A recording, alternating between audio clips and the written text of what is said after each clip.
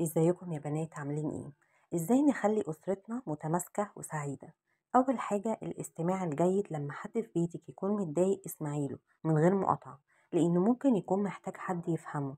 بس جملة بسيطة زي انا فخورة بيك تقدر ترفع معنوياته اي شخص في البيت. لما حد يكون عنده مشكلة بدل ما تلوميه اسأليه ازاي اقدر اساعدك، ده بيخليه يحس بالامان. مش لازم انجاز ضخم، حتى الحاجات الصغيرة اللي تستاهل الاحتفال، لأن ده بيزيد الثقة بالنفس. كل يوم حتى لو نص ساعة اقعدوا مع بعض، احكوا اضحكوا العبوا، ده بيخلي العلاقة أقوى. التسامح، كلنا بنغلط والأهم إننا نسامح ونكبر على الزعل، لأن العتاب المستمر بيضعف العلاقة.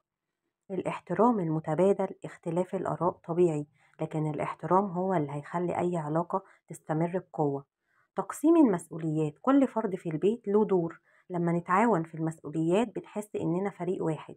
إظهار الحب والاهتمام، مش لازم كلام كتير، لا ممكن لمسة على الكتف أو حتى مجرد سؤال بسيط زي عامل إيه، تفرق جدا. الدعاء لبعض، الدعاء سر البركة في أي بيت. لما تدعي لحد في أسرتك ده بيخلق ما بينكم طاقة حب قوية جدا.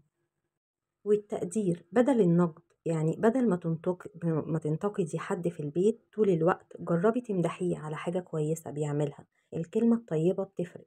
ما تخليش الحوارات المهمة تتراكم.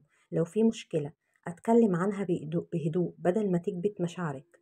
الصوت العالي والكلام الجارح بيكسر القلوب.